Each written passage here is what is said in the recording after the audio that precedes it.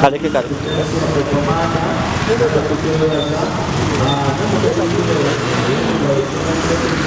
era mbasaba tukume bulungi okukola emmere omukulu tubasaba tukattamu twongere okubeera nga tukola emirimu gyaffe wamu n'abo abasobola okubeera nga batambula abatuuze bawana abennasiiti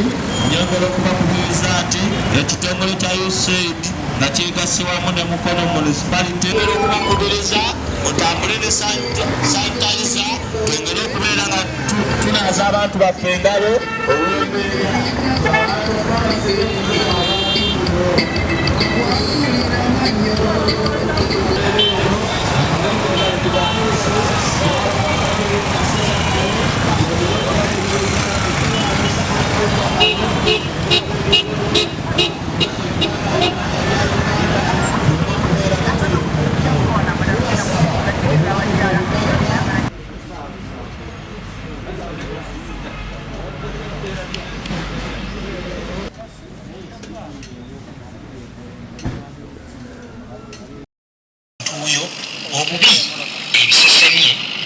mumabere enkwaso z'omuntu oyo alina akawuka oba afudde akawuka kano. Obubonero okulabira omuntu alina akawuka k'Ebola mulimu okugwirwa kw'omusujja, okuluma omutwe, okuluma ennyingo, okusesema, okufuna ekyafu omuli omusaayi oba omusu ogulimu omusaayi.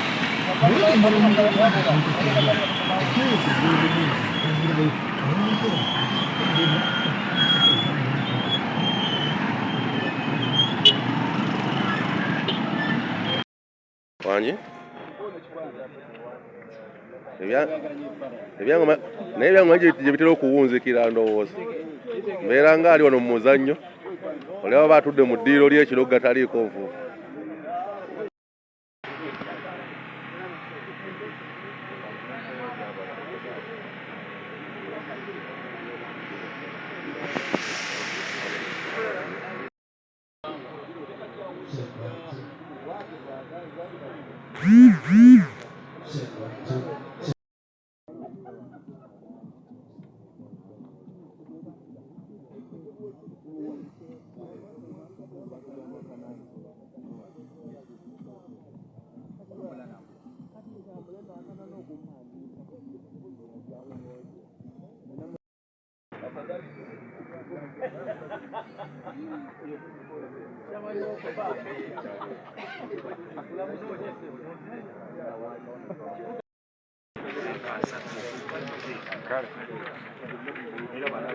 Jango tuleka lupapula lukusange wano.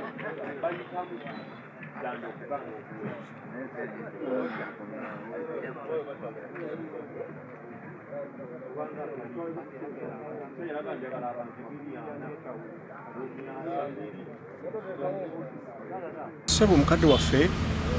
okusinziira ku bitambula oba okusinziira ku mbeera eriwo bw'otunuulira nti ffe tukeera kusaabaza abantu okuva ku makya ne buziba n'okwata olunaku n'okwata ewiiki bwe twawulidde okusaba kwa RDC waffe owa Mukono Municipality awamu n'owa disitulikiti ne municipality abakulu abatwala ebyobulamu n'ekitongole kya USAID bwe bazze ne batutegeeza ensonga eno ffe ng'abakulembeze twagisanyukidde era kyetufudde tukuŋŋaanya bannaffe ne tugenda nga tulambula ne mu butale mwonna n'okwetooloola ebitundu byaffe bya Mukono Central Division okubategeeza nti abanga obulwadde bw'Ebola gye buli era nga tubakubiriza okuzzaawo obudomola obunaaba mu ngalo n'okwongera okweyonja n'obutakwata ku famire ze baleseeka bifo nga tebannaba kwetereeza na kweyonja kubanga obulwadde busobola okukwatira ku mulimu gy'ova ate n'ogenda n'obukwasa omwana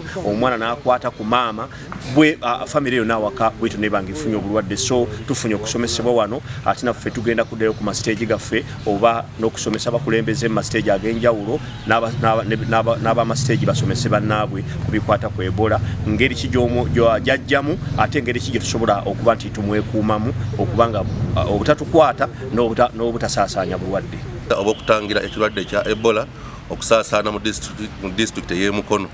kinaazuulira nti oluvannyumako oba emabegako COVID weyajja indasitule ya bodaboda oba ya transport zezimu ku indasitule ezasinga okukosebwa olw'omugalo ogwateekebwawo. So n'olw'ensonga eyo ffe tusazeewo ng'abakulembeze ba bodaboda ab'Emukono okukengesa bannaffe okubasomesa twetangire ekirwadde ekyo teme kudda mu olwattagundi nalumanya ate nga tuzzeeyo mu muggalo. Tulaba bannaffe abali mu disitulikiti enzigale ng'ez'Ekassaana ne Mubende bali mu kukaaba ng'ate ffe tuli ba bodaboda abamufuna mpola. So n'olw'ensonga eyo ffe tusazeewo tukengese bannaffe teme kudda mu muggalo. Era ntwala omukisa guno okukubiriza ababodaboda bonna mu Mukono disitulikiti ne Greater Mukono tutwalira awamu tuveeyo tugondera amateeka gavumenti yeetulambika ku kirwadde kya Ebola. Tunabe mu ngalo, nja basaba ebidomola biddewo ku stage, masiki tuzambale, ate era nga batusomesezza olaba omuntu nga mulwadde omwekengedde avaamu omusaayi mu nnyindo avaamu omusaayi mu matu akolola by'otategeera kubira ambulance batuwadde emergency number gikubeko mangu basobole omutwala bakole screening. Amanya nze Kisitu Yasin chairman w'ebyobulamu mu kibuga kino Mukono ebya bodaboda. Abatuuze baffe oba abavuzi baffe aba bodaboda tubadde mu mbeera ey'okwekolamu omulimu olw'obulwadde era obubaddewo emabega. Waddewo obulwadde nti obw'Ebola nabwo buzze mu kaseera kano era tuli beeteefuteefu okugoberera n'amateeka ago agatulambika abasawo. Tukiyiza olunaku olwaleero ng'abakulu abo abavudde waggulu we babyogedde ekyamazima nti ababadde mu miitingi eno oba ababadde mu nteekateeka eno tuyize era tugenda kubeera nga tutwala okusomesa bannaffe mu mbeera yonna. Ekyamazima ndi bakubiriza nti nga nze chairman w'ebyobulamu mu kibuga kino Mukono ebya bodaboda nyongera okukubiriza bannange eggwanga lyonna twongere okubeera nga tugoberera amateeka ag'embeera nti tulwanyisa obulwadde bw'Ebola. Ekyamazima nti COVID yasooka n'atuyisa bubi mu mbeera eyo. Tetwagala kubeera nga ffe abavuzi ba bodaboda ab'emukono tudde ku muggalo olw'embeera nti twakosebwa nnyo embeera eyasooka okubeera. Ebyobulamu mu disitulikiti y'Emukono mu bavuzi ba bodaboda sebo message tugenda gitambuza okwetolola amagombolola gonna kuba Mukono ye center era bwekitandikira Emukono nga Emukono wetutandikidde okusomesa bano betulitambudde nabo bonna olwaleero bakulembeze bagenda kuddayo message eyo bagizeeyo wansi ku masiteegi gaabwe nti obulwadde gye buli era tubwekuume twongere okunaaba mu ngalo n'okukuuma obuyonjo ku masiteegi gaffe n'obutagwagwa mu bifuba kuba obulwadde obwo gye buli. Nga okwetolola disitulikiti nkubiriza ababodaboda bonna omulanga abandaba n'abampuliriza nti ffe abasinga okutambuza obulwadde nga bwe bakigamba naye tweweeyo okwekuuma mu byobulamu tulabe nga tukuuma omulimu gwaffe nga tetuzze mu muggalo nga weetuli tusobole okunoonyeza abantu baffe ekyokulya. Leero okusinziira ku bwe tufunye omusomo guno gw'Ebola okuva ku bakulu ba Ministry of Health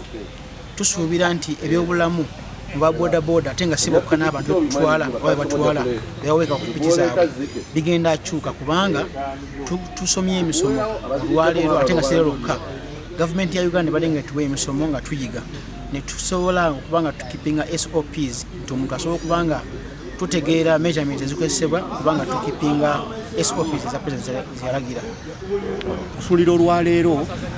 engeri gye tuba nti tuweeka abantu bangi naye batutunuuliza nti kubanga bangi babadde bajja nga balwadde ne tubavuga kati saawa zino batugambye nti bw'otunuulira omuntu nga mulwadde katugeze avaamu omusaayi mu maaso mu nnyindo ne mu matu oyo ne bwe ziba nsimbi zeesooka ozeesonyiwe naye kubira ambulance batuwadde ennamba yaayo abasawo basooke beekebejja omuntu oyo. Ekyo tubadde tuvuga buvuzi ng'oli ne bw'abaala ebyatya furuba twagala sente nga babodaboda bavuga buvuzi so kati batugambye omuntu aba afunye omutwe ogwembagirawo omusujja ogwembagirawo oli bw'abanga asesema oli bw'abanga addukanye ebyo byonna bw'okwata mu bisesemi bw'olinnya mu bukyafu obuvudde mu muntu alina obulwadde naawe bw'okukwata so bangi babadde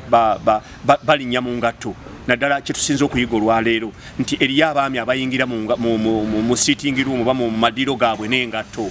kakati bw'olinnya mu bisesemye ng'oli yalwadde obulwadde obwo nga yeyasesemyewo oba empitambi ng'oli yeyagitaddewo ng'alina obulwadde obwo daba bw'ogirinyisaamu engatta ate nga tunoogirinyisa mu kapeti y'omu nnyumba ate omwana waayavuulira kiba kitegeeza omwana wo omuto naye oba omaze okuba nti omukwasa obulwadde so ekyo tukiyize naye nga tuba tetukimanyi nnyo.